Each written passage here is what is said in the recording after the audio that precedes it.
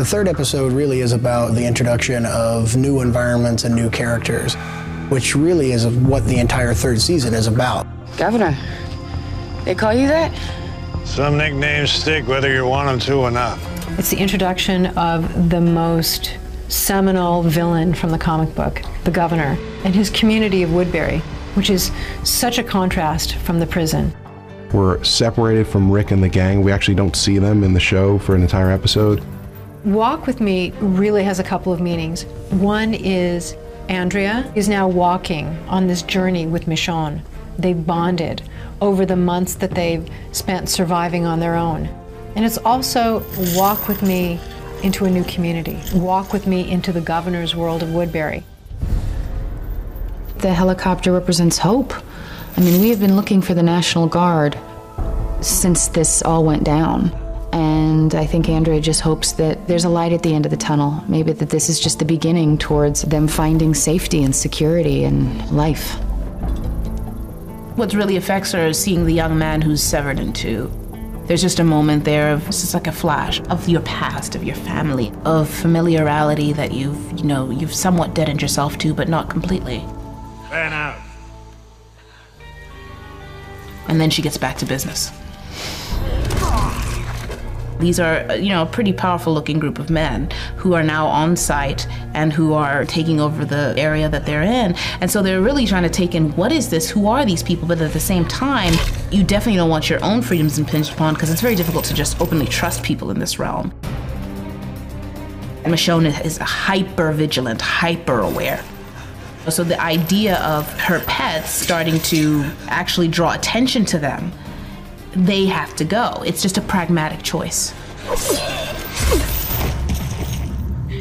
It's about, what do I need to do in this moment to make sure we proceed in the way I want us to proceed to the next moment. When Andrea sees Merle, it's like seeing a ghost from the past. There's some pretty bad history there. How's about a big hug for your old pal Merle? Nothing good can come out of this. It's just pure shock and terror. Well, here I am. Kind of scares the hell out of me. I don't have a gun on me anymore, and he's got the stump, and he doesn't know that we went back for him, and I don't know if he's looking for blood or vengeance. It's a very dangerous dance.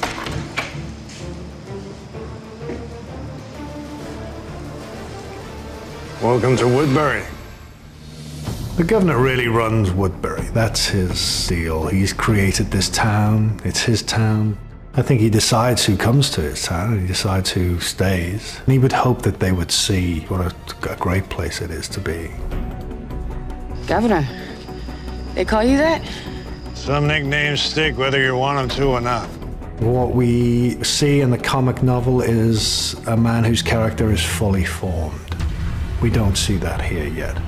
Tell me where they are, and I promise, if they're still alive, I'll bring them in. The character that you love emerges. He doesn't come at you fully formed.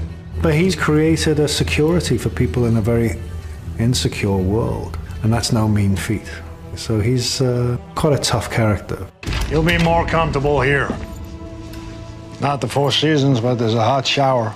Water's limited, so I'll keep it short. They've formed this little town, and the fact that people can survive in different ways in this world, you can actually build walls and organize and form this little community. You were out there for a long time. And while you were, the governor was doing this. It's kind of a revelation, I think, for people that'll be watching this show. It's kind of a expression of all the different kinds of stories that we can tell on The Walking Dead.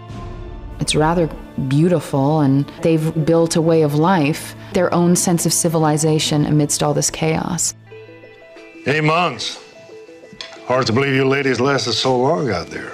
I think with anybody that comes into the town, they have to be careful. But he admires them. Anybody who can exist for 8 months out there, just the two of them, they're people to be reckoned with. We're taking back what's ours. Civilization. We will rise again. Only this time we won't be eating each other. He explains it in a way that makes sense to me.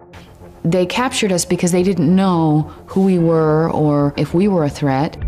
She's battling an emotional state, which is rage and frustration, being in this place against her will and dealing with these people, but also I have to figure out who these people are and what the situation is.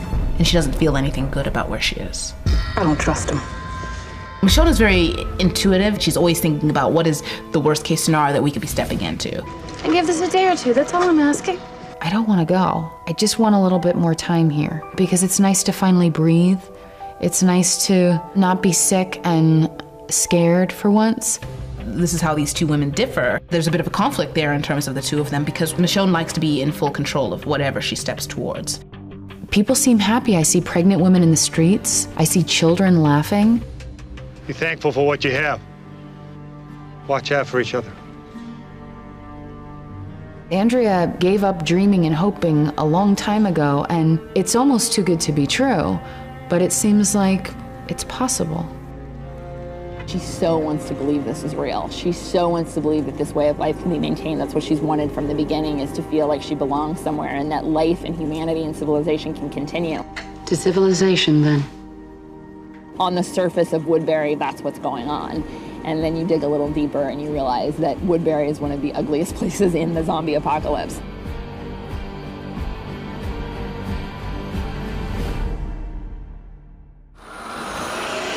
The Walking Dead. All new episodes Sunday nights at 9, only on AMC. For more exclusive video, go to amctv.com.